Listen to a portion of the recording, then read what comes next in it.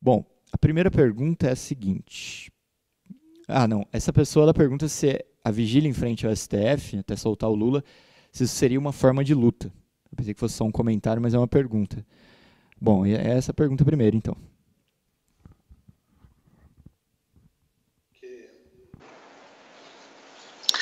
Na atual situação política,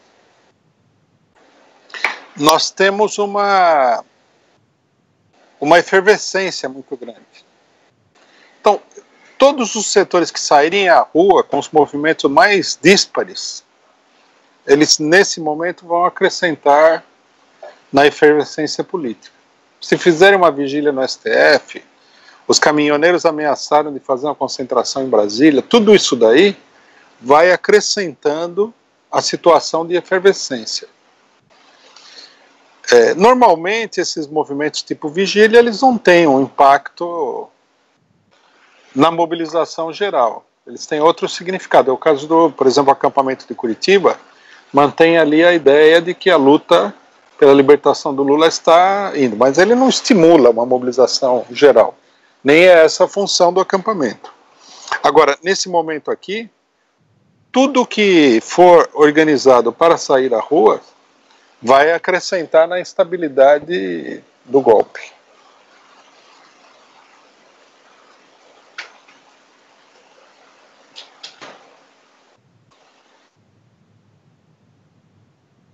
Próxima pergunta lá da França, então. Passar para os companheiros de lá.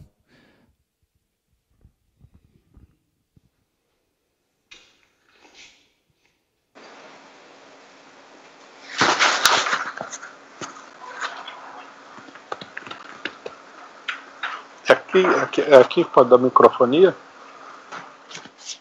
Bem, o desmonte da Petrobras, uma das maiores empresas de petróleo do mundo, o desmonte da Eletrobras, eu soube que está en route, como dizem, em andamento, o desmonte dos bancos nacionais brasileiros de desenvolvimento.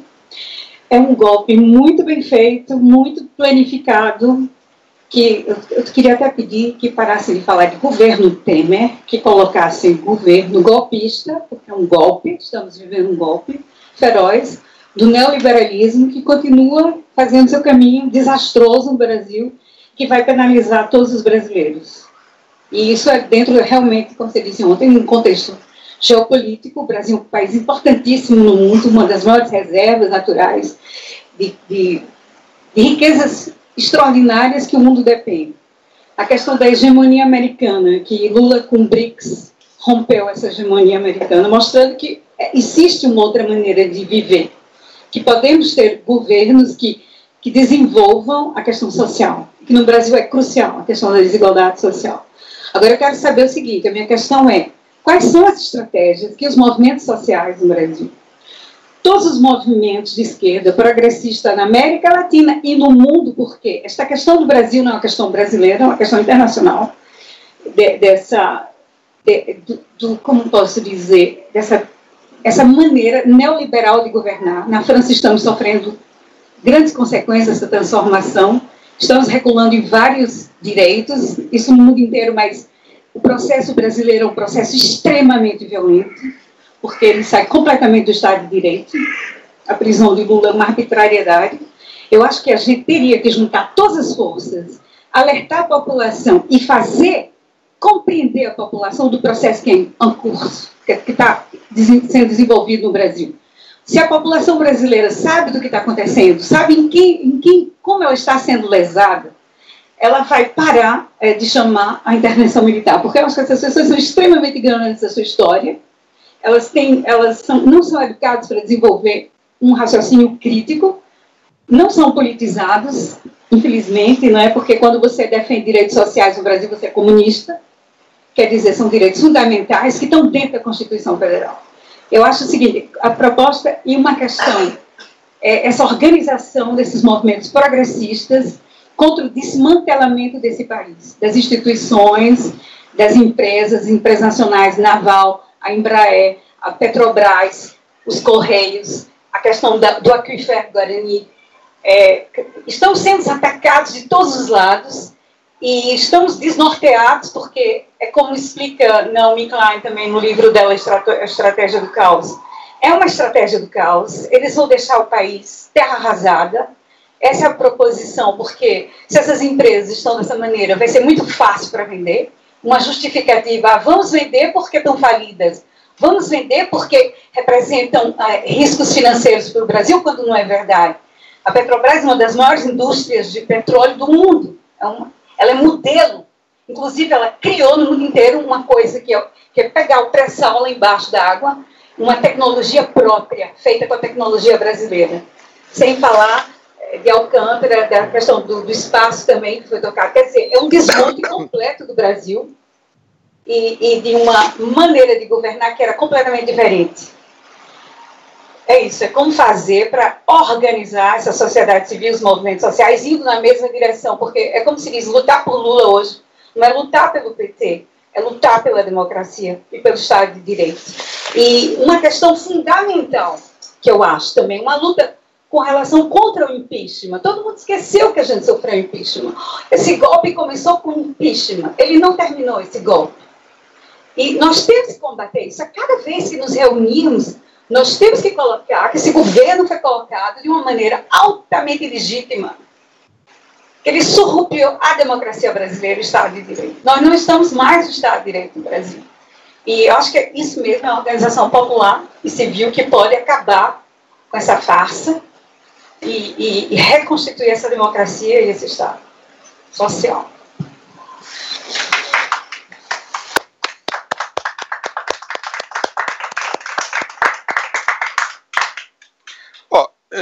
Obviamente, estou de acordo com a sua avaliação. Eu diria até que nós podemos ver a coisa de uma maneira ainda mais catastrófica, né? Quando o governo FHC acabou, nós tínhamos 50 milhões de pessoas morrendo de fome. Eu não sei se todo mundo se lembra desses acontecimentos. Durante o governo FHC, o povo morria de fome e se fazia uma campanha, que era uma campanha privada. Quem fazia era o irmão do Enfio, né, o Betinho, já morreu, no sentido do pessoal doar, das pessoas comuns, doarem para a campanha da fome. Eu olhava aquilo lá com um verdadeiro horror. Vocês imaginem, num país como o Brasil, um governo com a capacidade financeira do governo brasileiro, deixando a população morrer de fome, e pessoas individualmente ter que fazer uma campanha para pedir dinheiro para matar a fome das pessoas. Era uma coisa monstruosa. Esse foi o resultado do governo neoliberal do FHC. Esse do Temer já conseguiu ser mais destrutivo ainda, e se eles conseguirem consolidar o golpe, o próximo governo vai ser muito mais destrutivo. Quer dizer, nós estamos sob uma ameaça muito grave. Eu estou de acordo aí com o seu diagnóstico, só ressaltando que a coisa é extremamente grave que nós estamos enfrentando. Bom, o problema-chave é isso que todo mundo coloca, né? Em todos os debates, essa inquietação geral de todos os ativistas, militantes, etc. e tal, que é o seguinte: como unificar o movimento de luta contra o golpe? Bom, primeiro nós temos que partir da realidade. Nunca houve um movimento unitário de luta contra o golpe desde o começo. No comecinho dessa luta, o pessoal tentava provar que não tinha golpe nenhum. Alguns continuam falando isso até hoje. Já não são tão majoritários como eram naquela época. Depois passou-se a luta contra o impeachment. A Dilma caiu e todo um setor que tinha participado da luta contra o impeachment propôs que se abandonasse a Dilma, porque parece que jogar as pessoas para fora do carro é um esporte político nacional, né? Se abandonasse a Dilma, jogasse a Dilma, deixasse ela na estrada e se seguisse adiante com eleições diretas. né? Isso aí provocou uma confusão extraordinária. Aqueles que eram contra o golpe continuaram a campanha pela anulação do impeachment, denunciando o golpe e tudo mais. Bom, eleições diretas era uma coisa sem pé nem cabeça, desapareceu do mapa. Aí veio a condenação do Lula, nós falamos, isso é fundamental no que diz respeito ao golpe, tá? É preciso defender o Lula, é a questão-chave do golpe. E já na sequência apareceu o pessoal que queria deixar o Lula na estrada. Quer dizer, desse jeito vai ficar todo mundo na estrada e não vai chegar ninguém, né? Porque é uma coisa muito maluca. Bom, o que acontece? A desunião, ela é flagrante, ela é visível, não há dúvida nenhuma. O problema é que a gente tem que trabalhar para superar essa situação, né? Aqui eu queria dar algumas indicações, porque não há nenhuma fórmula mágica para unir o povo em torno de uma determinada luta. Primeira indicação é o seguinte: há pessoas que não querem se unir, não vão se unir. Muita gente acha que eles fazem parte desse movimento unitário. Uma coisa que eu digo, que eu gostaria de dizer para todo mundo é o seguinte: esqueçam o Guilherme Boulos e o PSOL.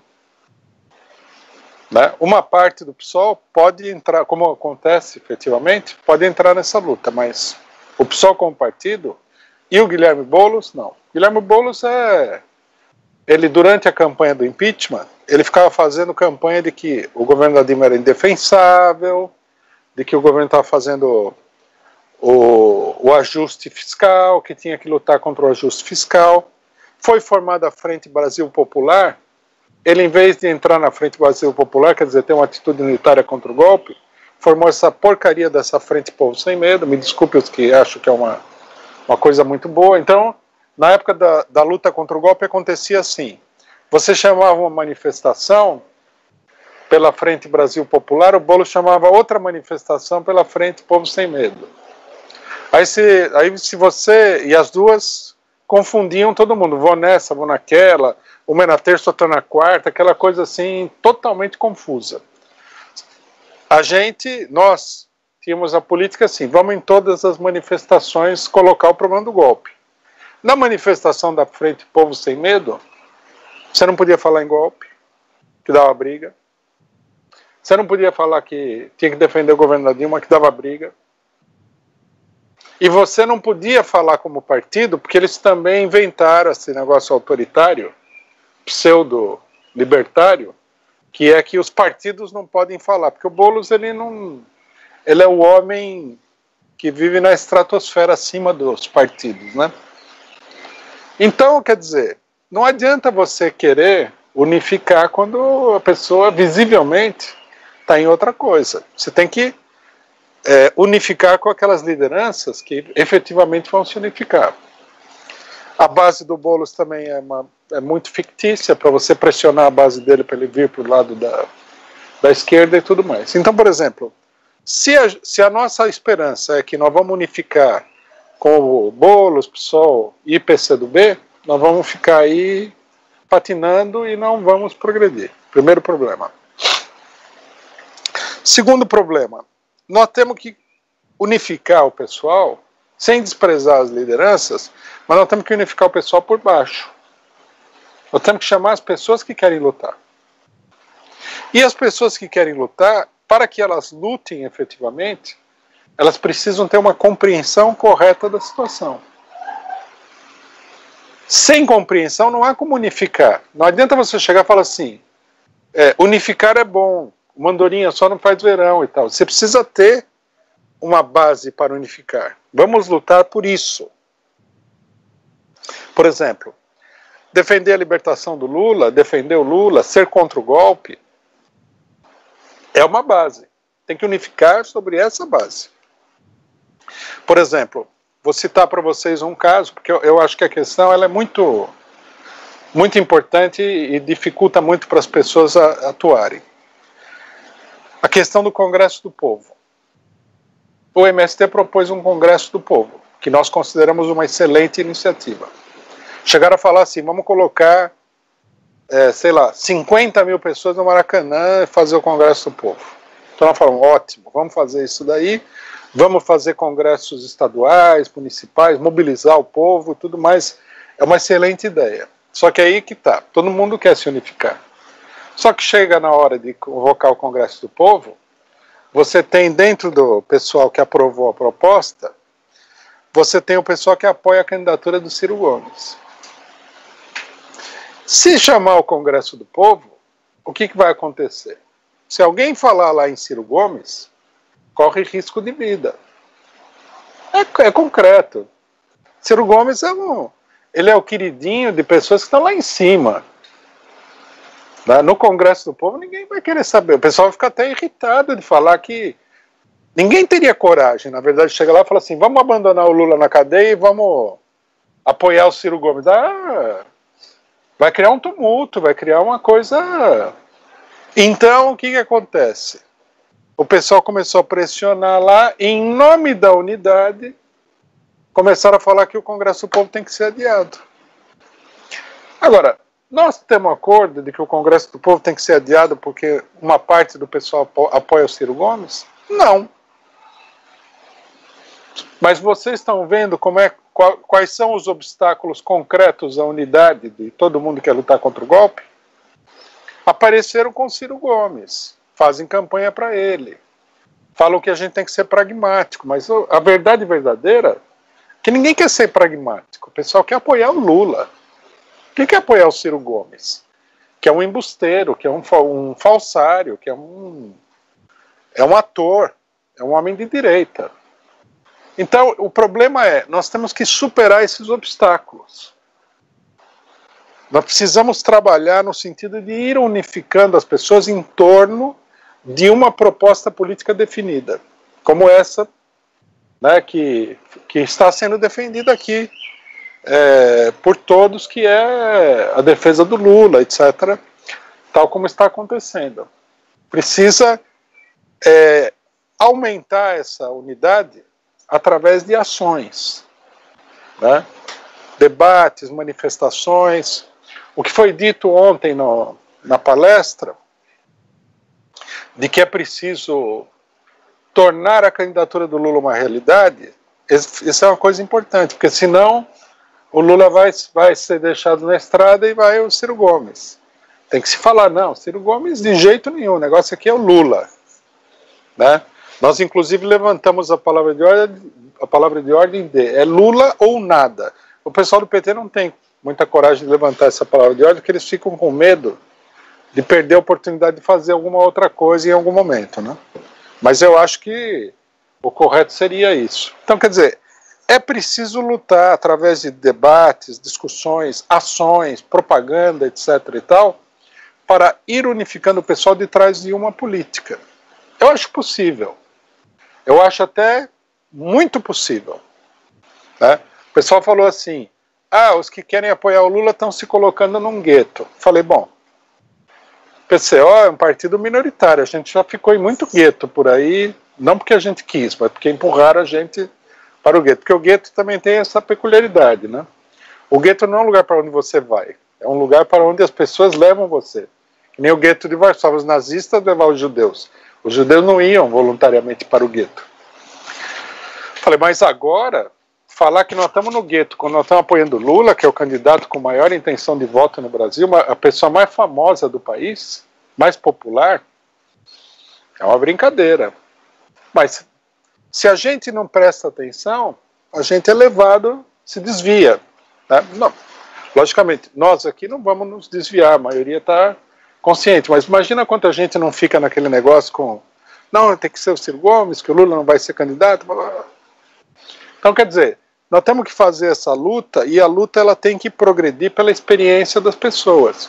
Por exemplo, muita gente já percebeu que não vai ser o STF, não vai ser o TRF4, 321, não vai ser o juiz, não vai ser isso que vai resolver a parada, não é? Aqui, quem acredita que nós vamos resolver essa parada pela via judicial? Ninguém. Quem acredita no Congresso? Ninguém.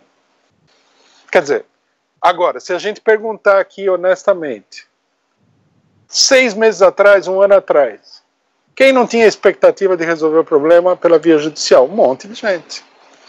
Mas as pessoas aprendem pela experiência. A pessoa viu o Lula ser condenado de uma maneira absolutamente debochada, né? Sem prova, sem nada. Já é uma escola. A luta política é uma escola. Você se envolve na luta política e você aprende, você tira as conclusões. E eu acho que nós temos avançado e nós temos que escolher conscientemente esse caminho. Por isso que nós propomos organizar os comitês, né?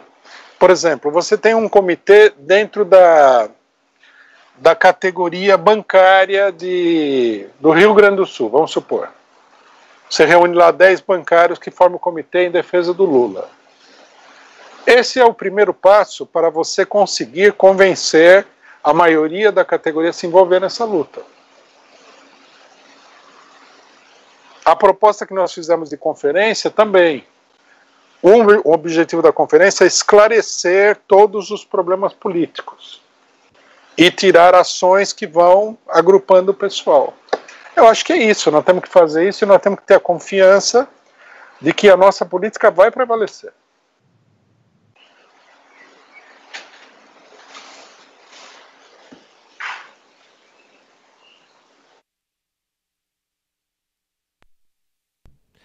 Bom, a gente vai agora passar para a pergunta aqui do auditório Frederic Engels. Então, companheiro... Bem, nessa questão da candidatura do Lula, essa semana a gente teve um movimento no TSE que foi, que eu considerei bastante estranho, na verdade. Um deputado do Democratas tinha questionado se um réu em ação penal poderia assumir o mandato de presidente. E aí o TSE, nessa semana, simplesmente decidiu não conhecer da ação e aí não julgar propriamente essa questão. Por que o TSE faria isso nesse momento? Essa decisão foi na terça-feira. Então, eu fiquei me questionando se seria... Porque o país já estava numa paralisação grande. E com o apoio da população, se uma decisão do TSE nesse momento que inviabilizasse a candidatura do Lula desde já, se ela poderia gerar uma comoção social ainda maior e aí fazer ruir o governo Temer, enfim... possibilitar um movimento revolucionário grande. Ou, não sei, qual seria outra possibilidade que o TSE teria visto de não julgar essa questão agora e empurrar ela um pouco mais para frente, porque a gente sabe que a candidatura do Lula, com o tempo, ela só vem crescendo, e o apoio à candidatura. Então, bem, queria saber um pouco dessa questão. Tá certo. O Fux, que está aí no papel de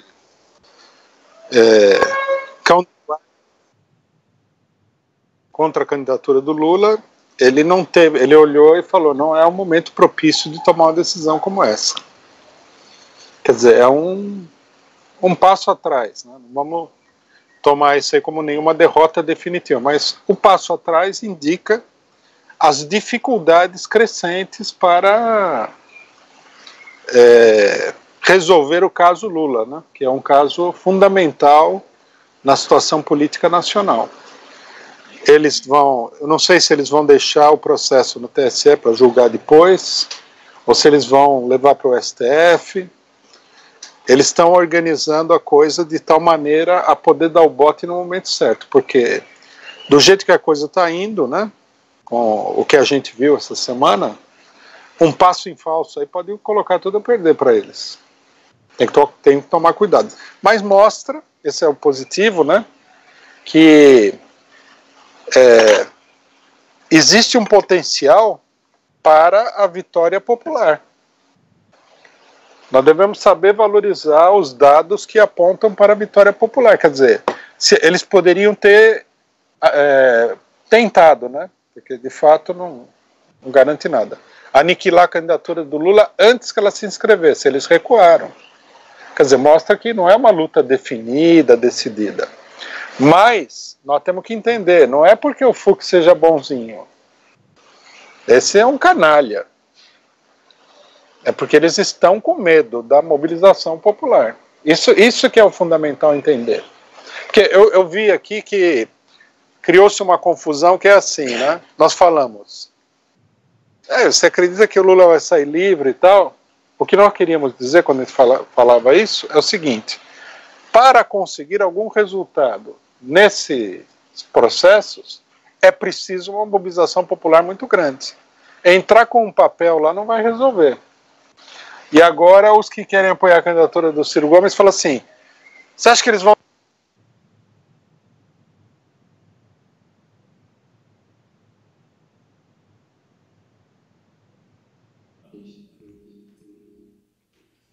Nós estamos sem som, só um minutinho. Tem um probleminha com o som aqui.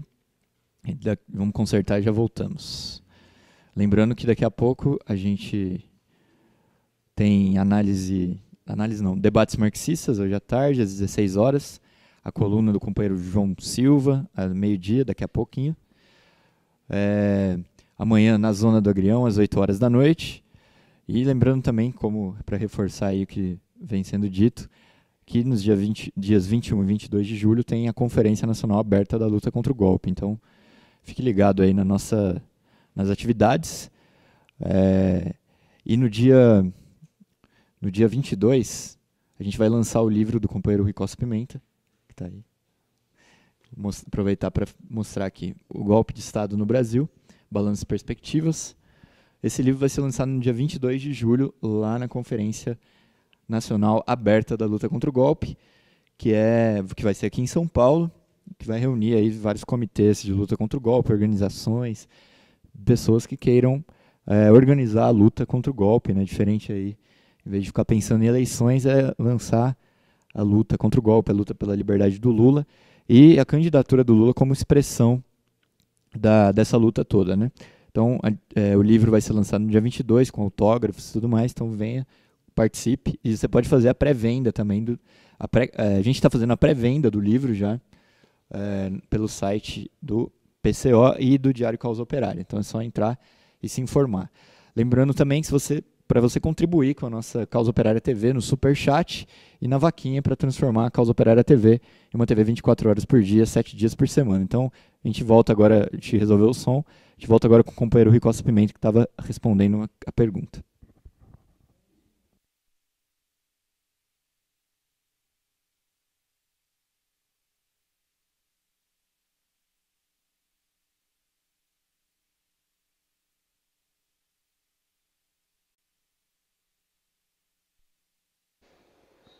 Bom, a gente voltou, podemos continuar aí da França.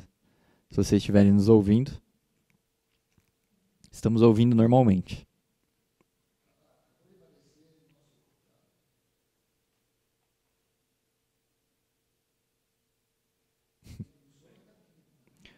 Bom, então, já que eu estava falando da conferência, eu vou falar também da Universidade de Férias, dia 23 a 29 de julho, a 42ª. Agora voltou, né?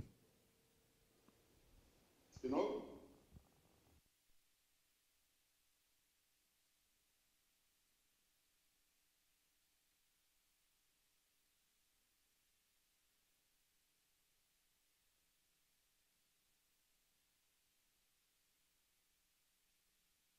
Ouviu. Mas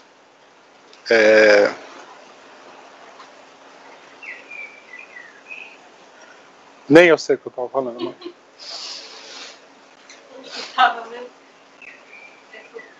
Estava falando mal do Fux. Falando mal de quem? Do Fux. Ah, então.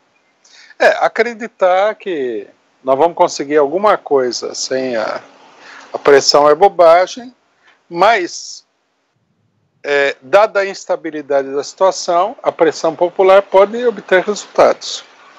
Isso tem que ser uma conclusão, senão também, o que você vai fazer? Vai ficar...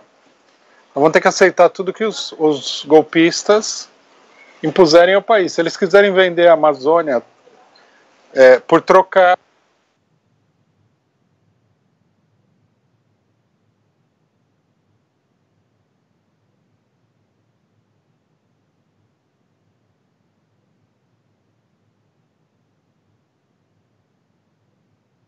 no microfone.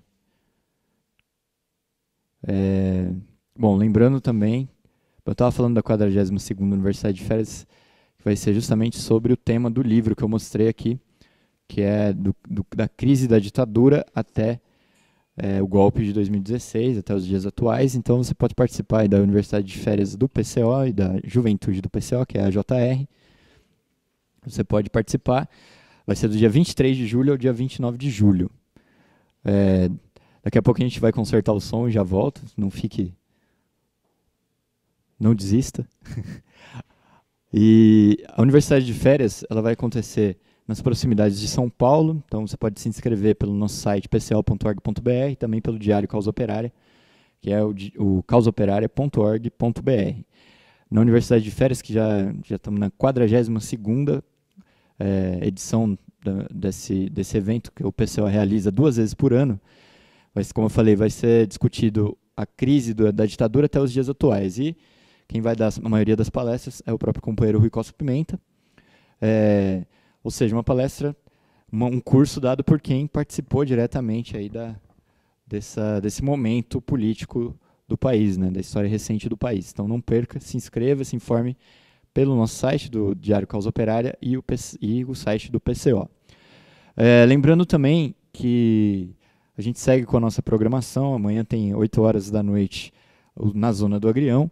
Hoje, aqui no CCBP, tem também uma série de atividades até o final do dia.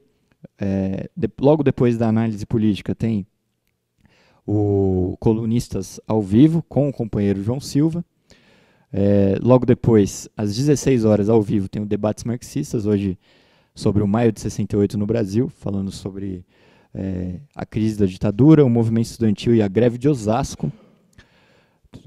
E à noite tem samba aqui com o Renato Dias, o companheiro Renato Dias, vai fazer samba paulista, autoral e da velha guarda de São Paulo. Então, imperdível. Você que está em São Paulo, vem aqui para o Centro Cultural Benjamin Perret, na Rua Serranos, número 90, e participe aqui com a gente das atividades. E no final do dia do samba, dá para almoçar aqui com a gente, tomar um café também. Nós estaremos todos aqui. Se você for aí telespectador do Causa Operária TV, quiser conhecer o pessoal do PCO que está por aqui, é só vir na Rua Serranos 90, no Centro Cultural Benjamin Perret. Bom, como eu falei, amanhã tem na Zona do Agrião, às 8 horas da noite, falando bastante sobre a Copa do Mundo, que faltam apenas, nesse momento aqui, apenas 12 dias para começar. Amanhã vão faltar 11 dias. E, como eu falei, amanhã tem na Zona do Agrião, mas durante a Copa, na Zona do Agrião vai ter edições especiais aí, todos os dias com o balanço da rodada da Copa do Mundo. E nos dias de jogos da seleção, nós vamos transmitir o intervalo dos jogos, também com uma análise dos jogos, e no final do jogo também. Além disso, vamos transmitir o jogo da seleção pelo telão, aqui no Centro Cultural Benjamin Perret, como uma atividade aí. Então o pessoal está convidado a vir assistir o jogo da Copa aqui com a gente, os jogos da seleção aqui com a gente no Centro Cultural Benjamin Perret. Vai ter pipoca, vai ter uma bebida, uma confraternização aqui com a gente. E se o Brasil for para a final, quem sabe a gente também não faz um churrasco. Se bem que eu falei se o Brasil for para a final, na verdade a gente está só fazendo a contagem para o Hexa, né? Não tem dessa de si, né? Então, todo mundo está convidado a participar aqui com a gente dos Jogos da Seleção aqui no Centro Cultural Benjamin Perret. Lembrando também que tem a programação geral da Causa Operária TV. Às 19 horas, na segunda-feira, tem o TV Mulheres, programa organizado pelo coletivo de mulheres Rosa Luxemburgo, do PCO, apresentado pela companheira Percy Mahara. Na terça-feira, tem o Tição, programa de preto, organizado pelo coletivo de negros João Cândido, do PCO, apresentado pelos companheiros Juliano Lopes e Patrícia Salgado. Na quarta-feira, às 19 horas, o Causa Operária TV Entrevista, apresentado pela companheira Larissa Machado. E na quinta-feira, todas as quintas às 19, o Uso Ela Conversa sobre Cultura, apresentado pelo companheiro Renato Dias e por mim, o Henrique Arias.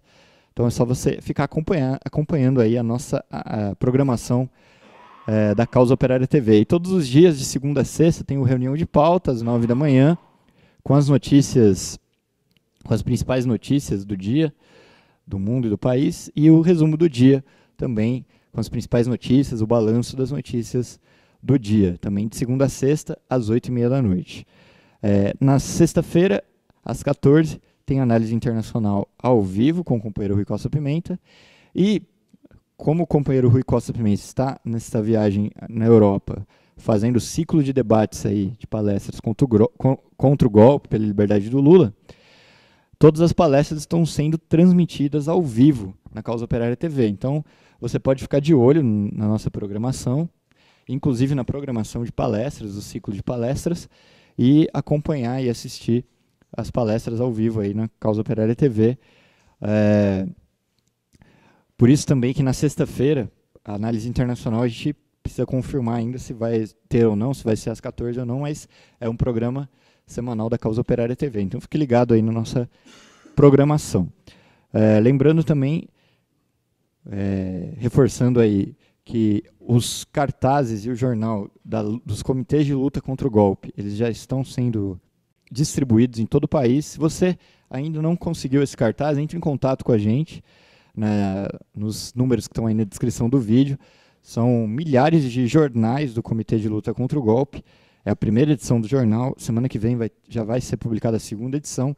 E esse jornal, além de poder ser distribuído como um jornal mesmo, ele também serve como um cartaz para pregar nos muros, aí, nos postes da cidade. Então, você que ainda não adquiriu, não pegou esse cartaz, entre em contato com a gente. Se você é dos comitês também, entre em contato com a gente para fazer essa campanha pela liberdade do Lula. Eleições sem Lula é fraude, e contra o golpe de Estado no país, né, e contra a intervenção militar e tudo mais. Então fique ligado aí nos materiais dos comitês de luta contra o golpe. Daqui a pouquinho a gente vai voltar com o companheiro Rui Costa Pimenta, direto da França. A gente teve um probleminha lá no som, né, coisas da tecnologia, mas daqui a pouco a gente volta com o companheiro Rui, que vai terminar de responder a pergunta, e a gente abre também para mais perguntas aqui na análise política da semana de hoje. Lembrando também que daqui a pouquinho tem os debates marxistas, e à noite tem o samba aqui no CCBP, com atividades. Então, você que está em São Paulo, vem aqui para o CCBP participar aqui da nossa programação, do nosso Centro Cultural Benjamin Perret, na Rua Serranos 90, perto do metrô Saúde. Já estamos com som, não, né?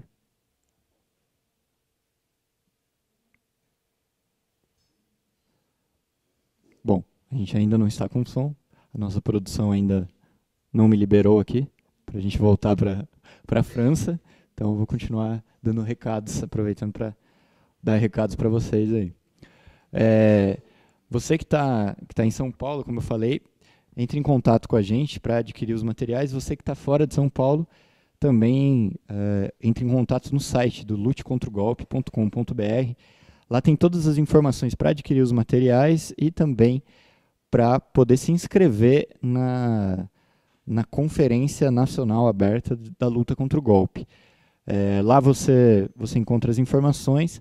Essa conferência, a meta é a gente reunir 1.000 pessoas, tanto pessoas de comitês de luta contra o golpe, de outros comitês que existem, né? Comitê Lula Livre, Comitê pela Anulação do Impeachment, Comitê Volta Dilma, organizações também como partidos políticos, como o PT, o PCO, sindicatos, organizações sindicais, organizações de bairro.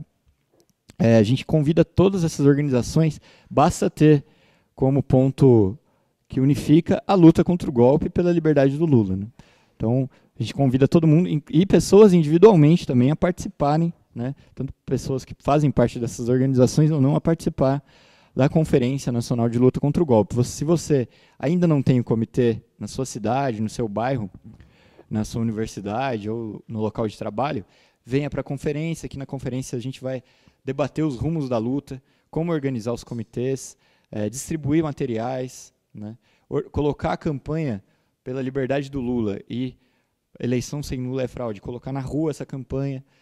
Então você vem aqui, participa da conferência e volta para a sua cidade já com um comitê organizado, né? Então a ideia da conferência é justamente essa, por isso que a nossa ideia é colocar 1.000 pessoas aqui em São Paulo nessa conferência para realmente fazer uma grande mobilização de luta contra o golpe e pela liberdade do Lula.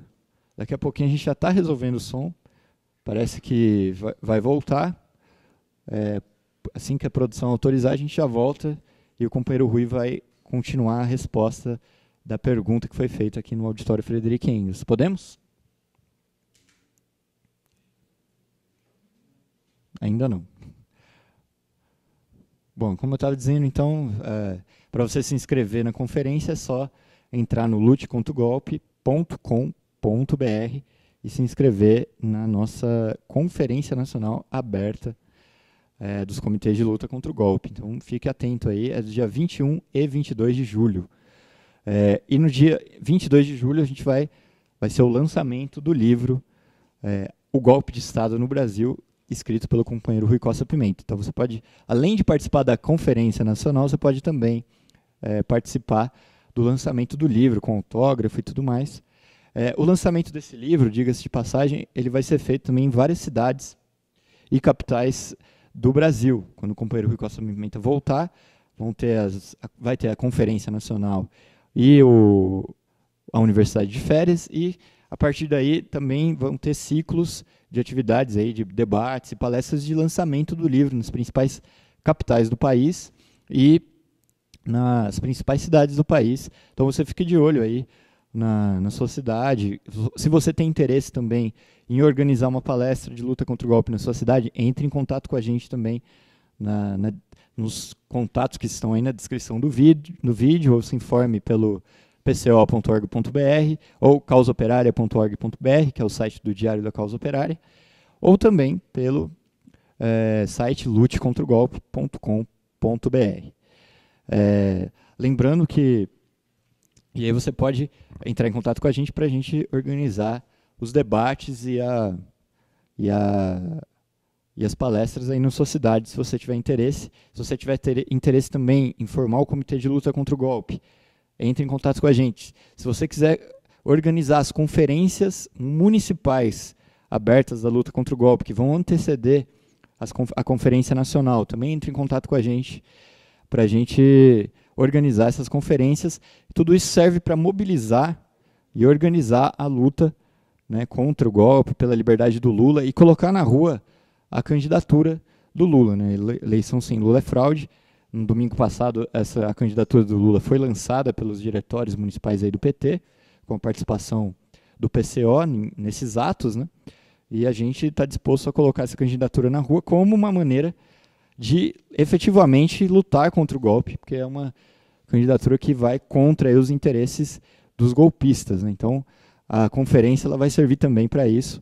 É um dos pontos principais aí da conferência, é organizar essa campanha da candidatura do Lula, pela liberdade do Lula e contra o golpe de Estado, contra a intervenção militar, né, pela anulação do impeachment, toda essa nossa palavra de ordem dos comitês de luta contra o golpe e do PCO. Eu queria aproveitar também para divulgar o nosso jornal online, que é o Diário Causa Operária. O Diário Causa Operária existe desde 2003, é um jornal diário que tem matérias aí sobre os mais variados temas de análise nacional, política internacional, polêmica, cultura, movimento operário, juventude, negros, mulheres, então, movimento popular. Então você pode acompanhar todos os dias na internet o Diário Causa Operária, que é a publicação online do Partido da Causa Operária.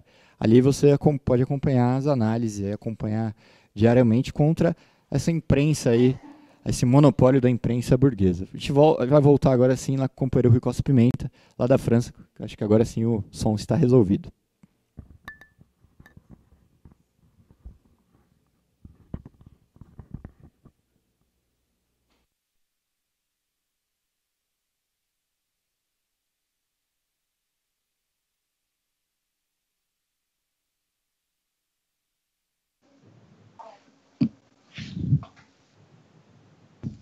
Vamos continuar com pergunta daqui. Se alguma parte da pergunta anterior não foi respondida, vocês avisam, porque a interrupção foi muito longa.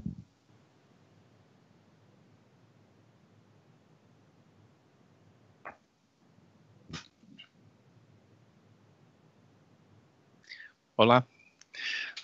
Sou Renan, do coletivo Alerta Brasil, França Brasil, e minha questão é uma inquietação em relação a que tipo de atitude as pessoas, os movimentos, elas podem fazer.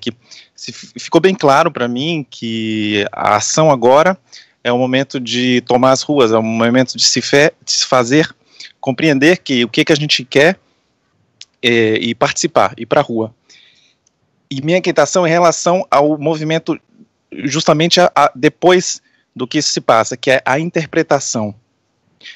De quem que seria a responsabilidade, ou quais são os desafios, e como lutar nesse campo de batalha que é o pós-participação, né, o pós-movimento. E a segundo item... Isso, imagine, por exemplo, dos caminhoneiros. Eles se mobilizaram, eles fizeram, e depois teve uma batalha que é compreensão para o público em geral, do que esse movimento é, do que eles estão lutando, assim como, por exemplo, os movimentos de 2013, assim como enfim, então, a minha pergunta é como que a gente faz para lutar de maneira eficiente, eficaz, para se fazer compreender o que a gente está lutando, como, por exemplo, que é a libertação do Lula, a volta da democracia, enfim, tudo isso. Como a gente pode fazer para vencer após o desafio de levar para a rua, de fazer ser visto, e depois de fazer ser compreendido também. Quais são os desafios nesse campo? E o segundo seria o ponto em relação ao constituinte. Seria o caso ou não de fazer, e como?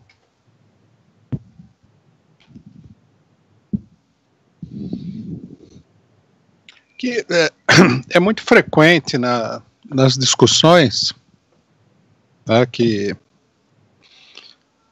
nós fazemos, aparecer essa dúvida sobre como se fazer compreender,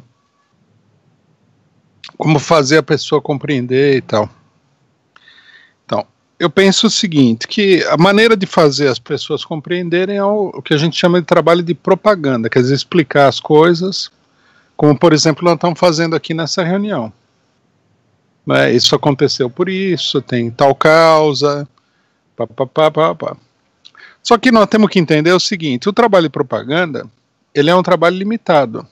Ele é muito importante, ele é crucial, mas ele é quantitativamente limitado.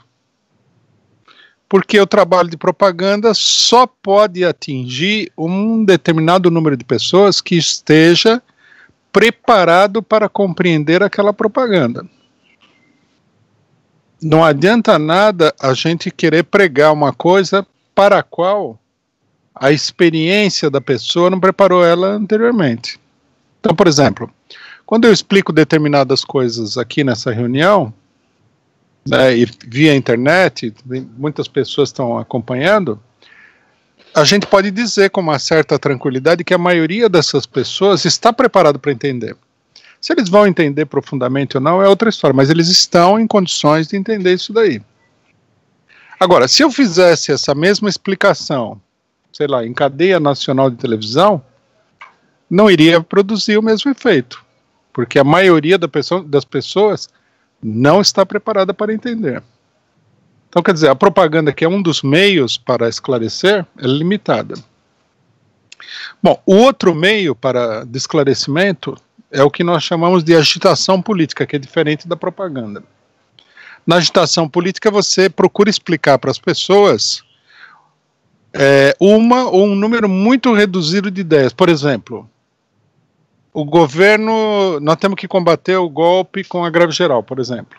Então, isso já tem um alcance muito maior.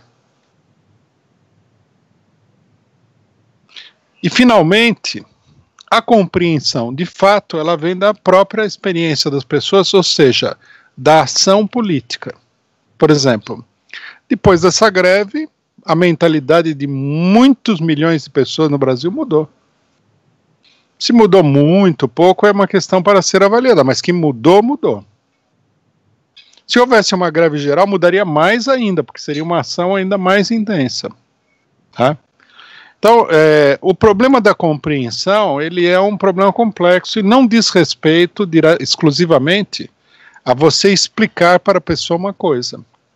É uma combinação de um trabalho de propaganda, de agitação, de luta prática, de mobilização, etc. e tal. Tudo isso daí é importante. Às vezes, você faz propaganda e acontece alguma coisa que está fora do seu controle, digamos assim, uma crise econômica catastrófica, e isso aí convence as pessoas daquilo que você falou lá atrás, que o pessoal não tinha levado a sério. Então, é um processo complexo. Não existe essa relação direta entre você explicar alguma coisa e a pessoa entender. Isso é muito difícil, né? Então, a primeira parte do problema é isso daí. A segunda parte é o seguinte: o que nós temos que ter aqui é uma perspectiva política, ou que as pessoas chamariam de uma determinada estratégia política. Onde é que você quer chegar com isso? Então, nós, no momento, nós temos que entender o seguinte: todos nós aqui, que estamos defendendo a liberdade do Lula e a candidatura dele, o que nós estamos querendo, no final das contas, é que, por meios determinados, né, o golpe seja derrotado e dê lugar a um governo de esquerda. Um governo de esquerda X que está expresso na pessoa do Lula. Alguns vão achar que esse governo é a salvação da lavoura. Outros vão falar para a gente que não vai adiantar nada porque o Lula não vai mudar nada, sei lá. Eu não acho que o governo vai ser a salvação da lavoura, mas eu acho que esse governo seria um progresso no caminho que nós precisamos trilhar, você entendeu? Mas nós temos que ter uma proposta política. Vou dar um exemplo bem...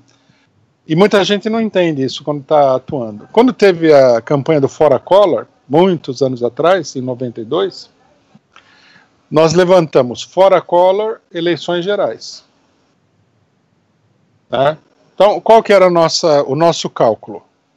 O Collor cai, chama-se eleições, sobe o PT, não a gente já estava fora do PT naquele momento, a gente nem teria condições de subir, sobe o PT, tá certo? E isso daí seria um grande progresso em relação à situação anterior. Porque nós não podemos também ter como objetivo o tempo todo o absoluto, né? Por exemplo, eu defendo a criação de um governo de trabalhadores e o socialismo.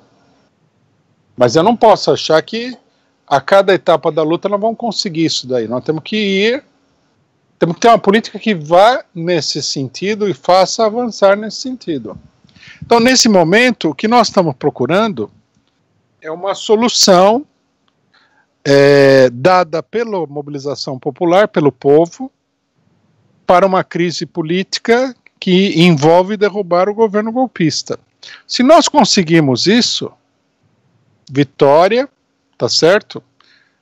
As pessoas vão entender confusamente sempre, né, o que está acontecendo, e vai se abrir uma nova etapa com novos problemas. Mas nós teríamos, nesse caso, superado a etapa do golpe e entrado numa etapa nova. A política, nesse sentido, meio como eu estava falando ontem, é meio como um jogo de videogame, você entendeu? Você não ganha o jogo, você passa de fase. Né? Então você está na fase 1, você, quer dizer, tem chão, né?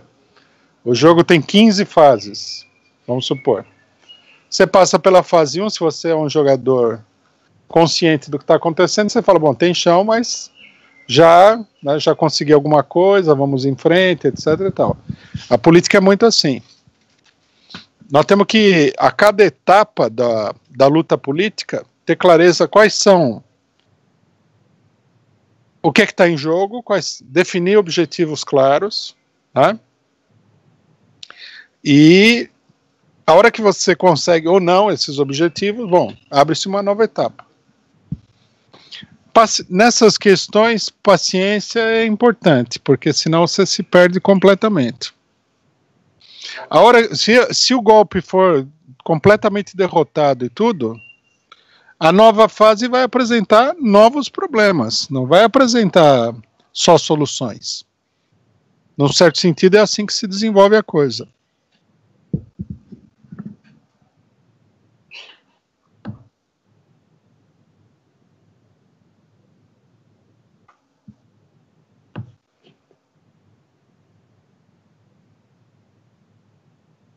verem o nome, é a Sandra Regina, que fez aquela primeira pergunta. E agradecer também o Juraci, que também contribuiu no Superchat. Ele pergunta o seguinte: Rui, os petroleiros estão sendo criticados por alguns setores por terem saído da greve após a pressão do TST. Qual a avaliação do PCO sobre essa questão? Tem relação com o golpe? O que fazer?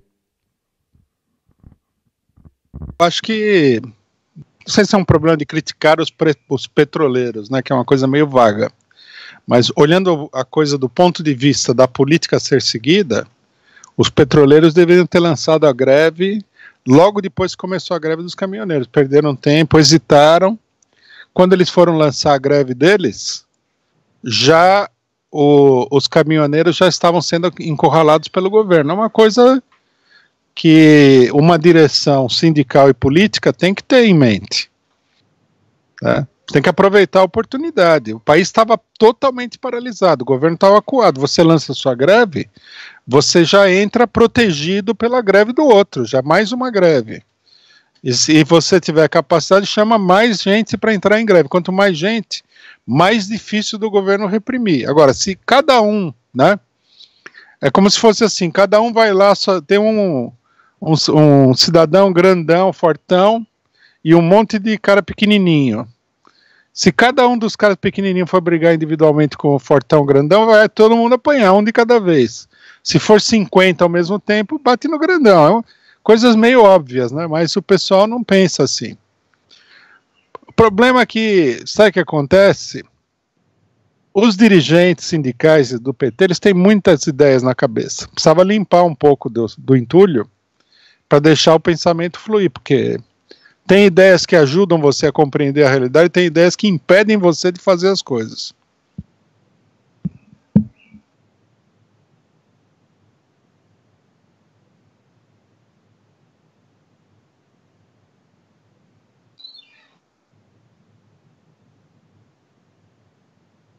Superchat do companheiro René, que diz o seguinte: vamos trazer companheiros de todos os cantos para a conferência. Então, beleza. Agora a companheira Débora. Boa tarde, Rui. Nos anos 80 e 90, o Brasil tinha uma empresa pública de produção de medicamentos que se chamava Biobras, que quase ninguém conhece atualmente, e que, se não me engano, era uma das únicas empresas que produzia insulina, além das 3 que exercem o monopólio de produção e comercialização das insulinas, que é a Lilly americana, a Sanofi francesa e a Novo Nordisk dinamarquesa. No governo Fernando Henrique Cardoso, a Biobras foi vendida para a Novo Nordisk dinamarquesa, e, a partir do momento que foi vendida, o Brasil parou de produzir insulina e começou a importar a insulina da Dinamarca. Recentemente, uma comissão do Senado americano, num trabalho de investigação sobre o preço das insulinas lá, chegou à conclusão, uma conclusão até meio óbvia, que o aumento que as insulinas tiveram nos últimos anos não tem relação nem com o aumento dos custos de produção, com a aplicação das leis trabalhistas ou com a taxação, mas tem a ver com uma combinação entre essas 3 empresas que têm o monopólio mundial da produção de insulina. E na Venezuela também, há algum tempo, teve algumas notícias falando que estava faltando insulina para as pessoas com diabetes no país, mas não se noticiava que, provavelmente, essa era uma forma das empresas boicotarem a comercialização e pressionarem a renúncia do Maduro, né? Então, e atualmente, por exemplo, essa questão de não se conhecer a empresa, você pesquisa Biobras no Google e aparece Novo Nordisk imediatamente. A Petrobras, embora não esteja sendo vendida, vem passando por uma série de medidas privatizantes internas, a ponto de o Brasil tirar muito pouco proveito do pré-sal ou quase nada, né? Quem vai aproveitar isso mesmo são as empresas imperialistas. E aí a minha questão é a seguinte: vendo o que a gente viu aí da greve dos caminhoneiros, o impacto que tem tanto no preço quanto na circulação de mercadorias e serviços, né, A defesa da Petrobras, é certo a gente dizer que a defesa da Petrobras, nesse momento, é uma forma de evitar uma vulnerabilidade ainda maior do Brasil frente aos países imperialistas nesse momento de crise histórica do capitalismo? E será que, se essa defesa não for feita, será que, acho que as pessoas não vão esquecer que a Petrobras existiu, mas será que daqui a 20, 30 anos a gente vai pesquisar no Google Petrobras e vai aparecer Shell?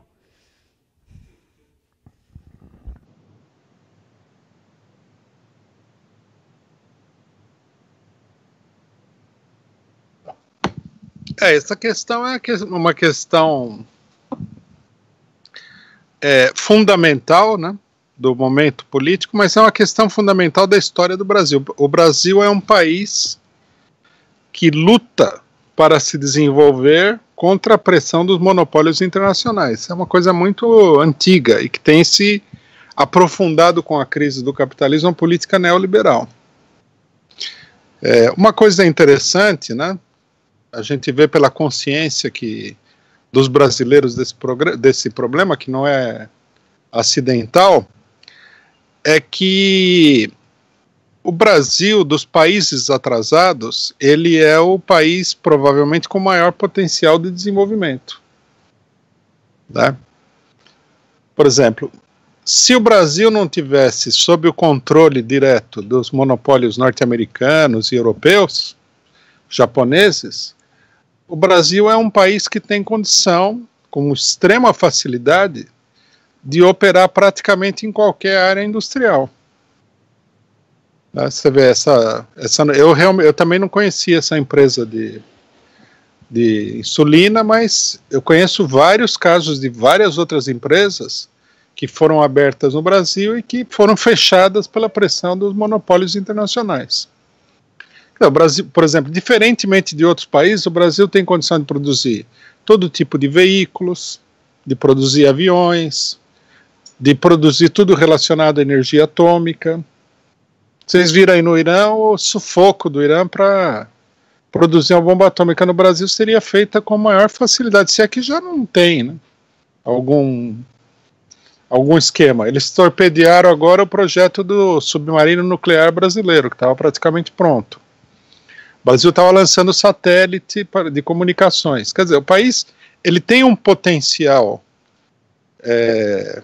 já acumulado muito grande. Por isso também que todo mundo no Brasil sente essa gigantesca pressão para que o país não atue independentemente.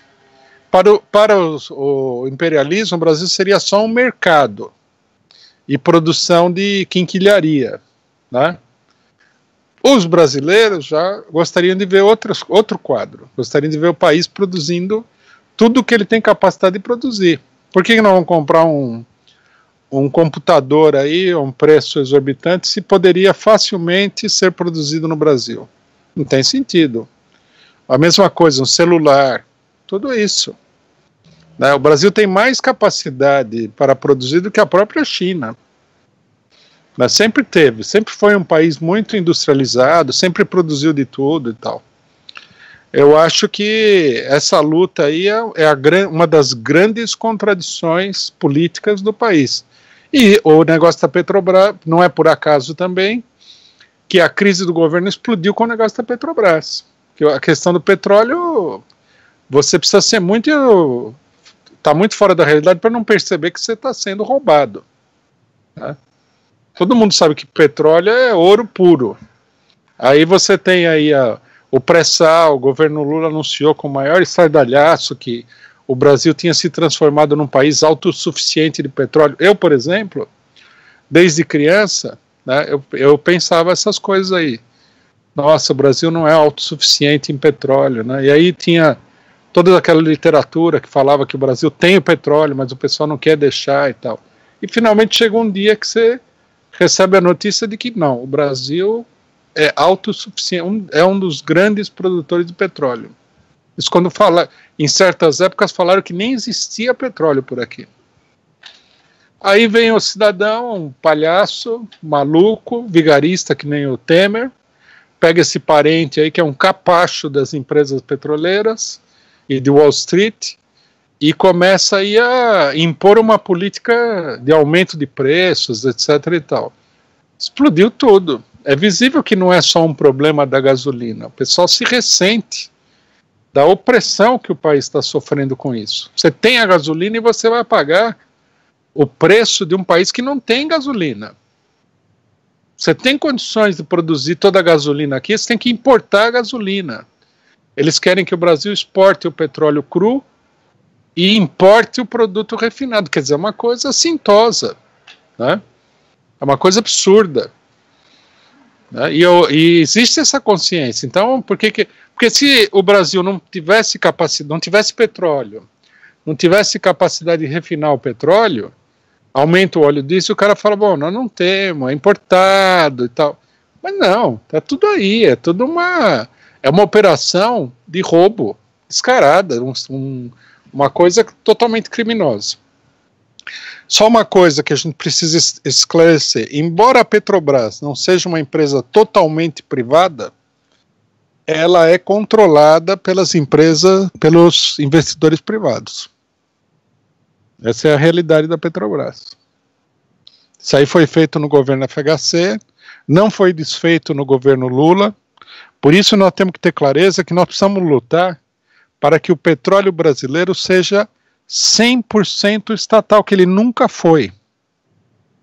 Né? No governo Getúlio Vargas, quando foi criada a Petrobras, que tinha uma pressão muito grande e tal, eles estatizaram as jazidas de petróleo, a extração de petróleo, mas o setor de refino de petróleo foi estatizado.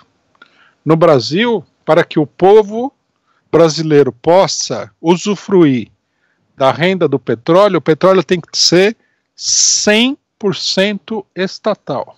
Tem que tirar todas essas empresas daí, até os postos de petróleo, e colocar tudo Petrobras. E o melhor de tudo seria que a Petrobras fosse controlada pelos próprios petroleiros, que dentro da empresa são os representantes do povo, e não por esses vigaristas aí que eles arrumam, o técnico, o economista, que é tudo bandido, é tudo gente corruptível, corrupta. Então essa é uma coisa importante. A luta da Petrobras, ela é, digamos assim, ela sintetiza toda a luta contra o assalto que está sendo realizado contra o Brasil há muito tempo já, não é que foi agora esse governo, isso é uma coisa antiga, mas que vai se aprofundando. Eu acho que a gente deveria colocar a Petrobras no centro, sem esquecer outras questões importantes, né? Por exemplo, vão privatizar o Correio, vão privatizar o que sobrou da Eletrobras, tem que lutar contra tudo isso. O governo FHC privatizou toda a telefonia. Isso aí foi o... Quando o pessoal falava da corrupção do governo do PT, eu falei, se toda essa corrupção fosse verdadeira, não chegava nem perto da privatização do sistema de telecomunicações brasileiro. Nem perto chegava. O pessoal não tem ideia do que é roubar. Vender uma empresa como a Vale do Rio Doce a troco de pinga. Isso nós temos que ter claro. E a Petrobras, ela sintetiza essa luta pela independência, soberania do Brasil diante dos ataques do imperialismo.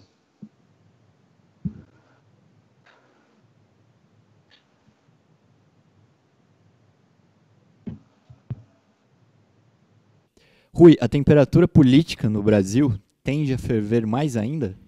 Estamos nos aproximando de uma revolução ou nos aproximamos de um AI-5?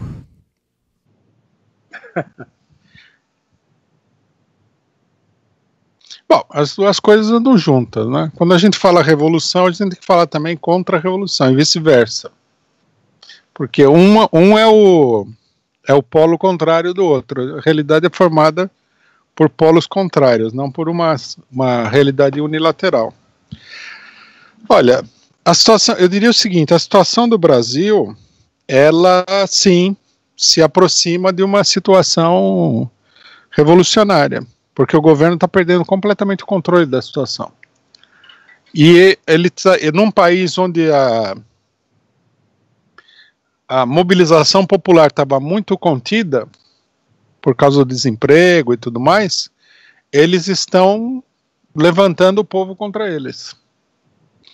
A greve dos condutores é um caso extraordinariamente demonstrativo disso. Se eles não conseguirem controlar a situação, o Brasil vai para uma situação que seria igual à situação do final da ditadura militar.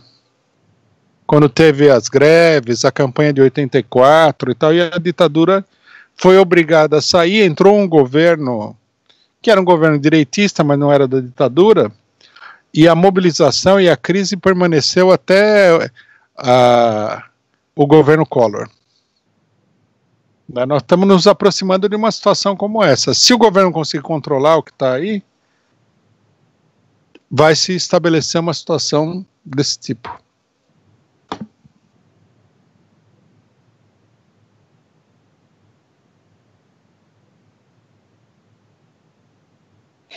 Caiu Pedro Parente, pressão popular ou intervenção metendo porrada e matando um caminhoneiro?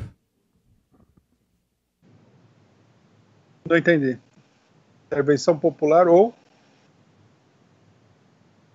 pressão popular? Pedro Parente caiu por uma pressão popular ou se foi uma intervenção, né, militar que meteu porrada e matou um caminhoneiro?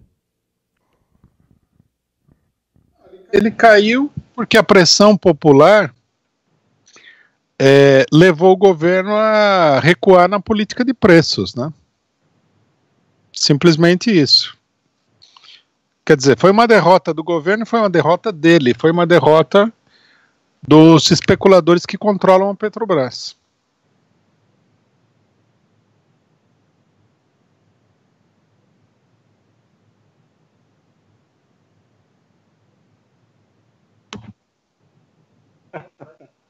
Para ele não vai parar de fazer pergunta.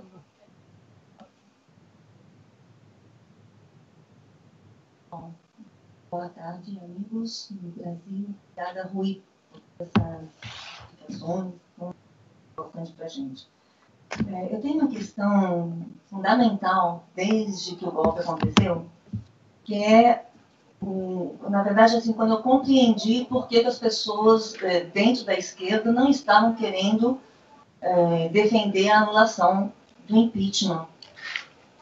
E a questão era sempre essa, eles falavam que a Dilma errou, porque a Dilma errou, porque a Dilma errou. Então, nós agora que passou 2 anos e a gente viu realmente que o impeachment não foi por causa dos erros da Dilma, muito pelo contrário, a minha questão é essa, saber por que você pensa que a esquerda, esses fatores da esquerda, continuam nesse discurso.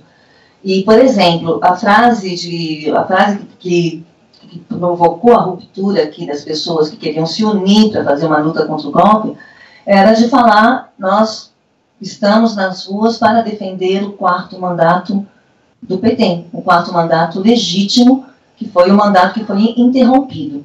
Então, eu realmente tenho uma questão, eu fico muito na dúvida de qual é a razão que a esquerda unida, que compreendeu o que era esse golpe, o que estava acontecendo, por que eles não se focalizaram e até hoje ainda se recusam com essa ideia de que o 4º mandato legítimo teria que ser defendido. Então, isso é uma questão, eu acho que você mais ou menos já me respondeu, você já explicou aqui como tem fatores, pedaços lados da esquerda que querem defender o Ciro Gomes, outros que já querem defender outros candidatos, mas as lideranças, as pessoas que são, vamos dizer assim, os profissionais da política, né, que estão ali vendo para onde a gente está indo, qual é a resposta, qual é a razão que eles dão para explicar para a população, eu digo, porque tem muita gente, todas as pessoas, se a gente fala para a pessoa, o que você acha que tinha que ser feito para derrubar o golpe? Se a gente pudesse derrubar o golpe e fazer voltar a presidenta legítima, as pessoas falam, é óbvio, tudo que possível eu gostaria que fosse feito. Foi a experiência que a gente teve com as recortes de assinaturas, por exemplo. Pessoas que nunca tinham pensado na possibilidade da anulação, bastava explicar e falavam, olha, existe um processo no STF que não foi julgado, o STF pode jogar isso para daqui 20 anos, mas se existe uma pressão popular em verdadeira pressão para dizer para o STF, vocês são obrigados de liberar o Brasil dessa corja de golpistas que assolou o poder e revogar o que foi feito, porque não tinha mérito o impeachment, as pessoas espontaneamente dizem, óbvio, se isso fosse possível, eu apoio. Então, acho que agora a gente está chegando na fase final do golpe, né, essa ideia de que o Lula está na prisão, o objetivo era impedir que ele fosse candidato, é óbvio, todo mundo compreendeu isso, pelo menos para o pessoal da esquerda. Como é que continua ainda essa dúvida de que uma grande mobilização popular, todos cercassem o Congresso em Brasília, em cada capital brasileira, em todas as cidades do mundo, mobilizasse todos com esse foco de dizer, chega de golpe, STF anula aquela farsa, não teve mérito, o impeachment, o erro começou ali, a partir dali os golpistas seriam enquadrados, afastados, colocados como lesa pátria, enfim, toda essa parte jurídica que seria o que aconteceria com os golpistas, né, se o mérito fosse julgado e o impeachment fosse anulado. Então, sabendo disso tudo, que isso é uma realidade, por que a esquerda não vai nessa direção? É realmente uma questão que eu fico tão intrigada, eu tenho certeza que muitas pessoas também se perguntam. Tudo bem, defender o Lula é fundamental, porque seria assim, já que a gente não conseguiu revogar o golpe, vamos tentar agora, por via das eleições, eleger o Lula. Então agora tem que liberar o Lula para que ele possa ser candidato, para que a gente possa ainda conseguir eleger o Lula. Quer dizer, eu acho assim que é um caminho tão complicado para chegar no ponto, sabendo que toda a população está insatisfeita. Se tivesse um chamado dessa população, a defesa do 4º mandato, as pessoas votaram 4 vezes consecutivas para o programa de governo do PT. Né? Então, eu acho que realmente, penso que você deve ter uma resposta, talvez não em nome do PT, porque você não é também na cabeça deles, mas teria uma explicação lógica para isso? Como é que pode se jogar no lixo 54 milhões de votos que confirmam a vontade popular durante 4 mandatos num programa de governo que foi destruído agora pelo Temer? Então, realmente entender qual é a lógica da cabeça da esquerda que não reagiu e que continua esperando por um milagre. Olha, uma coisa que eu acho que é importante a gente entender, eu acho importante isso daí também em geral na política, a gente tem que procurar se colocar na situação no momento que as coisas aconteceram. Porque todo mundo tem uma tendência a ver o passado, mesmo o passado imediato, do ponto de vista daquilo que ela está vendo agora, mas não é bem assim. Quando começou a campanha contra o golpe, esse é um primeiro fator que explica essa conduta. Quando começou a campanha contra o golpe, o PT, de conjunto, estava completamente acuado. As acusações de corrupção deixaram o pessoal completamente paralisado. A tal ponto que uma parte do partido praticamente falava que o partido era corrupto mesmo, que eles tinham errado, que já estava pronta para entregar aí o partido para os golpistas. Quando teve uma das primeiras reuniões da Frente Brasil Popular, um companheiro nosso participou, a gente discutiu na direção do PCO, falou, uma coisa que a gente tem que fazer nessa reunião, em primeiro lugar, agora que o pessoal decidiu fazer alguma coisa contra o golpe, tem que colocar lá que tem que defender o Zé Dirceu. A hora que ele falou na reunião que tinha que defender o Zé Dirceu, criou-se um clima de velório lá dentro. A última coisa que o pessoal queria ouvir falar era do Zé Dirceu. Havia um clima dentro do PT, bastante generalizado, que era assim, vamos nos livrar disso aí, nós estamos sendo acusados de corrupção, deixa eles prender o Zé Dirceu, daí a gente fala que vamos reformular o partido, e papapá, eles estavam prontos a entregar o negócio. Né? Mas como a denúncia foi crescendo e muita gente começou a abrir o olho de que aquele negócio de corrupção era uma farsa, eles criaram coragem para enfrentar o negócio da Dilma, porque senão, isso eu acho que muita gente não tem ideia, a Dilma teria sido derrubada assim, como corrupta, ladra, safada e enterrada com essas características. Na época, era mais ou menos assim. Por exemplo, quantas vezes eu não ouvi gente falando o seguinte: você está defendendo o PT porque você foi comprado pelo PT. Quer dizer, só tinha que ser comprado, porque o PT é corrupto. Estou defendendo o PT, estou comprado. Não estou falando da direita que fala quem defende corrupto é corrupto, que isso aí é uma opinião que eu nem considero esse tipo de bobagem, né? Tô falando da esquerda. Muita gente falou.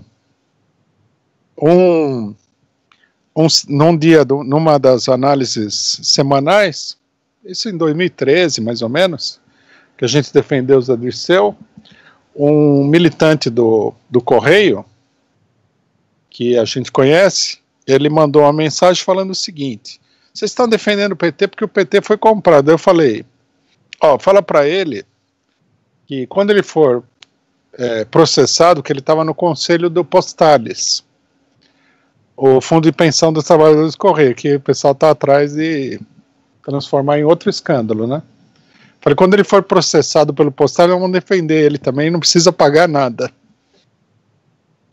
O pessoal não acreditava que fosse acontecer. Eles nunca acharam que o Lula ia ser preso, nada. Eles estavam prontos psicologicamente a entregar tudo, entregar a Dilma, se livrar do problema, né? Quando a gente... Eu acho que eu mencionei isso aí, não sei se ontem ou... Recentemente eu falei isso daí. Nós fomos numa reunião do PT e nós falamos o seguinte: não tem que... Esse negócio do PT fazer autocrítica é uma capitulação. A campanha contra a corrupção é uma farsa. Isso aqui não tem nada de campanha contra a corrupção. Isso aqui é um golpe de Estado, é uma perseguição política. Aí uma pessoa da esquerda do PT, muito irritado, falou pra gente assim: vocês estão prestando um desserviço ao PT falando isso. Quer dizer, é difícil as pessoas hoje entenderem o clima que havia naquela época com as denúncias de corrupção. O pessoal ficou muito assustado. E no susto, no desespero, eles estavam dispostos a entregar o próprio pessoal do partido para se livrar da perseguição da imprensa. A perseguição, na época, não sei quem que estava no Brasil, quem que sabe, era assim, eu ia no supermercado e tinha lá as revistas, revista Veja, revista Época, revista Isto É, e era tudo assim: Lula fez não sei o quê, Dilma, umas denúncias assim, cabeludíssimas, né? Você ficava até assim, você falava, nossa senhora, olha o tamanho da campanha. Nós, durante um período, nós éramos o único partido que falava isso aí, que se colocava contra. Por quê? Eu conheço esse pessoal de longa data, eu conheço o negócio da campanha contra a corrupção. É um problema de que você tem um conhecimento, mas o resto, eles foram atropelados pela campanha contra a corrupção. Esse foi o primeiro fator. Muita gente estava disposta a entregar todo tipo de pessoa. Quando o Delcídio do Amaral, aquele deputado do PT que tinha sido do PSDB, um direitista, quando ele foi preso, a gente se posicionou contra. O pessoal do PT não. Que para mim, por exemplo, se ele é direitista, se ele não é direitista, tanto faz. O problema é ver a luta de conjunto. Então a gente falou, uma violação dos direitos. Inclusive foi o primeiro parlamentar a ser preso sem ser em flagrante delito no exercício do mandato. Falei, a gente protestou, é absurdo. Mas o PT, por exemplo, o Pepe Vargas, acho que um dos deputados que estava no começo da Lava Jato, os caras do PT não defenderam ele quando ele foi cassado na Câmara. Por que ele foi cassado? Era absurdo. Quer dizer, a campanha estava adquirindo um volume que, se não tivesse, num dado momento, tido uma reação de alguns setores do PT, isso teria passado como um vendaval por cima de todo mundo. Essa é a primeira questão. A segunda questão é a seguinte: Os líderes do PT, na sua esmagadora maioria, eles não são líderes de massas. Eles são figuras cujo, digamos assim, cuja sabedoria política gira em torno das eleições. Eles não têm muita compreensão fora das eleições. Uma das poucas pessoas que tem compreensão fora das eleições é o próprio Lula. Porque o Lula já foi dirigente de greves enorme. Ele é uma pessoa que tem uma vasta experiência política. Mas tem gente ali que a pessoa não era nada, era um professorzinho universitário, entrou no PT, fez uma campanha eleitoral lá e se elegeu. Não é nada. É uma pessoa que saiu de dentro de uma gaveta. Não tem vida política. Assim é a maioria deles. Muitos são ex-estudantes, participaram de algum movimento estudantil e tal. Então, eles não tinham também nenhum tipo de preparação política para enfrentar um golpe de Estado, que caiu para eles como uma trovoada no céu azul. Eles nem imaginavam que fosse possível que acontecesse isso. Para eles era assim, o resto da vida seria eleição, uma você ganha, outra você perde, eleição. Ninguém imaginou que a direita ia pegar e ia botar um monte de gente de esquerda na cadeia, botar o Lula na cadeia, derrubar o governo. Quer dizer, a política deles não ia muito além desse esquema tradicional, essa rotina, né? Lança candidato, faz a eleição, elege um deputado, elege um vereador, faz uma aliança com um partido direitista que nem o PMDB para conseguir mais votos, para eleger mais um deputado, daí vai no Congresso, apresenta um projetinho besta lá, a maioria dos quais nunca são aprovados, faz um discurso no plenário do Congresso que ninguém escuta, ninguém liga, ninguém quer saber, nem nada. É uma rotina, assim como se fosse um escritório, né? Sabe escritório que o cara vai todo dia a mesma coisa? A política deles estava assim, era uma política de escritório. A hora que o mundo começa a virar de ponta cabeça, a pessoa perdeu o chão. Né? Por isso que erraram tanto. Eu tenho feito essa análise política já há muito tempo, e toda hora aparecem coisas que eu falo assim, cidadão... Vamos lembrar um caso cômico. Não falaram que a intervenção do Exército no Rio de Janeiro era para eleger o Temer? Eu olhei e falei assim, como assim eleger o Temer? Quem que vai eleger o Temer? Não falaram. A gente falou, não, a intervenção do Exército no Rio de Janeiro é para preparar para uma convulsão social, se organizar para enfrentar o povo, que a gente viu agora nos caminhoneiros. Quer dizer, segurar a situação. Não é? Quem que? Você imagina numa reunião, a pessoa chegar e falar assim, vamos intervir no Rio de Janeiro para eleger o Temer? O pessoal já fala assim, eleger o Temer? Você está falando sério? E muita gente deu essa explicação. E assim, durante toda a campanha do golpe, eu escutei essas coisas. O Lula vai sair em 10 dias. O Lula não vai ser condenado. A Rosa Weber tem um princípio que vai levar... Que Rosa Weber, o quê? O pessoal não tem... Na verdade, eles mostraram uma incompreensão profunda do que é o país e como o que está acontecendo no país. Bom, basta ver uma coisa. Os ministros do STF, o PT indicou quase todos. Cadê o povo, pô? Será que o pessoal não tinha noção de que eles tinham que indicar umas pessoas de confiança? Que essa hora ia chegar e eles iam precisar do voto amigo? Eu vi até gente do PT falando assim, não, mas você tem que ser republicano, você não pode indicar uma pessoa de confiança. Deixa de ser trouxa. Você tem que botar uma pessoa de confiança, senão você vai ser traído. Que republicano? Por acaso o Brasil é uma república fora do nome?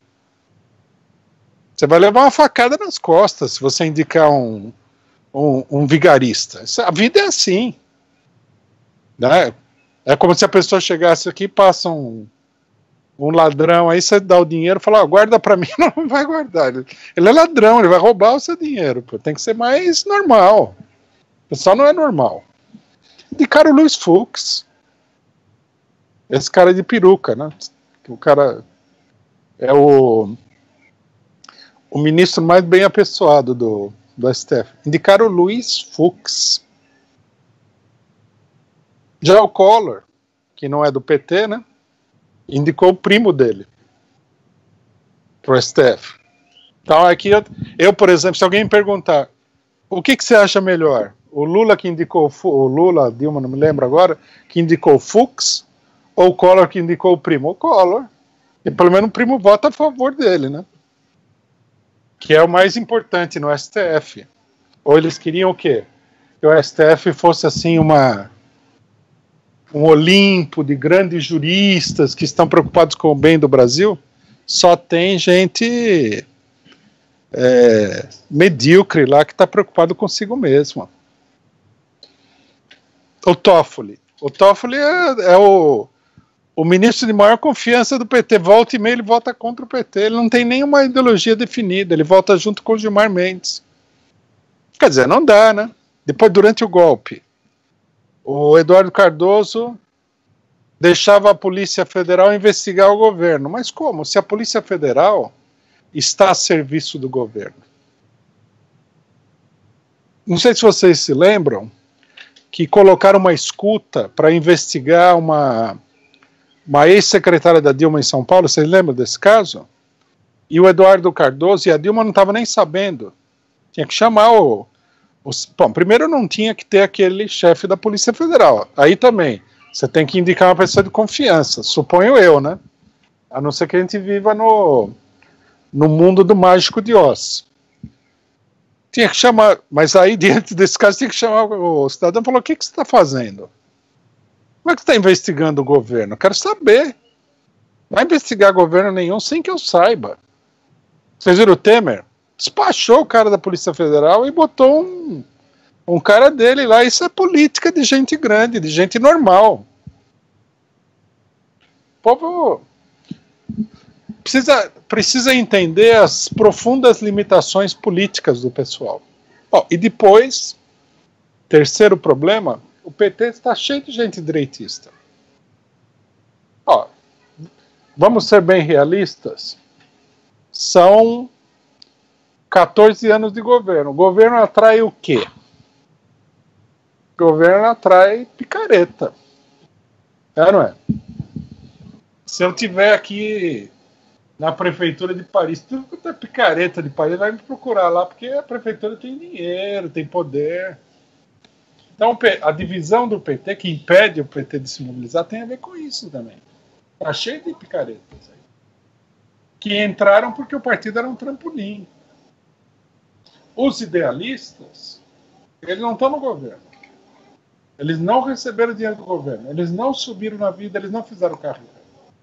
Eles estão lutando agora por questões de princípio, contra o golpe e tudo. Os que estão lá, eles estão preocupados com a carreira deles. Muito mal merecida, diga-se de passagem. E o mais estranho de tudo, né, uma ironia da história, é o seguinte: o PT tem todo esse capital eleitoral por causa do Lula.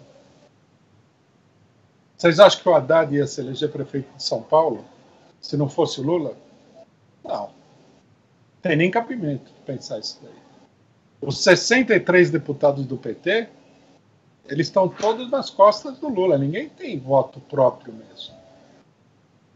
Quem tem popularidade e elegeu essa gente é o Lula. E na primeira oportunidade, jogaram o homem no lixo e falaram: deixa o Lula. Um cidadão num blog falou assim: deixa o Lula lá lendo um livro na prisão. Faz favor, o que é isso? O que tem de bom nessa história é o seguinte: se o Lula sair da cadeia, ele sabe quem que fez isso, quem que fez aquilo. Você pode ter certeza que ele não vai fazer nenhum estardalhaço, nenhum escândalo, mas se for possível, muita gente vai rodar aí. Isso aí, eu faço essa colocação, não é tanto uma análise política, mas é uma análise assim para a gente se situar bem na complexidade do ambiente. Eles politicamente erraram em tudo, é uma coisa lamentável. Se vocês tiverem tempo e tiverem paciência, peguem aí nos blogs, todas as análises que foram feitas. É uma coisa mais doida do que a outra. O pessoal está totalmente fora da realidade. Não, eu terminei. Não adianta agora levantar o microfone.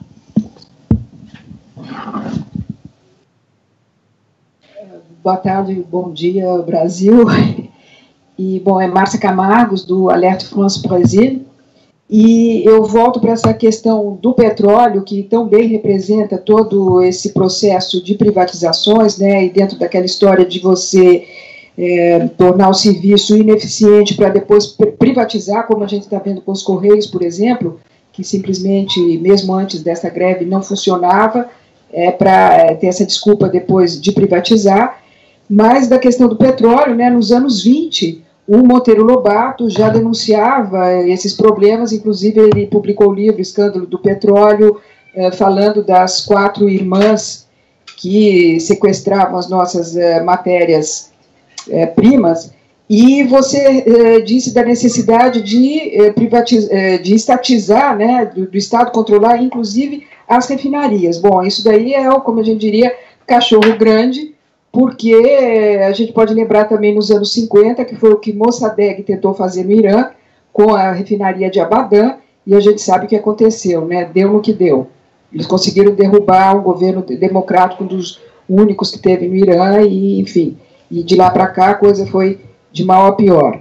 Então, isso me leva a uma formulação que existe o colonialismo, e existe algo que disseram que se chama endocolonialismo, que seria, então, um pacto das elites nacionais com as potências hegemônicas, ou seja, as elites nacionais trabalhando com e a favor dos interesses das grandes potências hegemônicas. Então, diante disso tudo, né, dessa briga de foice de interesses assim, que a gente nem sequer imagina de tão profundos que eles são, e tão grandes, né, e quantias astronômicas, estratosféricas de dólares, o Brasil, o povo, essa esquerda desunida, essa esquerda perdida, como você mesmo colocou, né, que eles poderiam...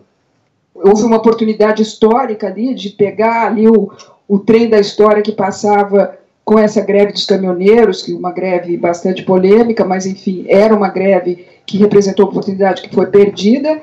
E, diante disso, você falou da possibilidade de revolução.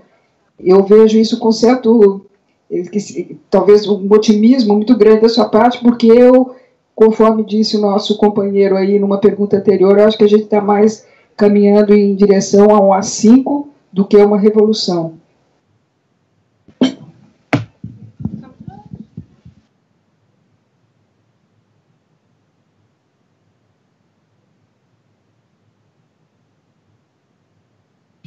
Não, só um esclarecimento a respeito da análise. Eu não falei que nós estamos caminhando para uma revolução. O que eu acho é que o descontrole do governo caminha para uma situação revolucionária, que é diferente de revolução. Quer dizer, vai se criar uma instabilidade onde os governantes não conseguem governar, onde o povo está revoltado, né?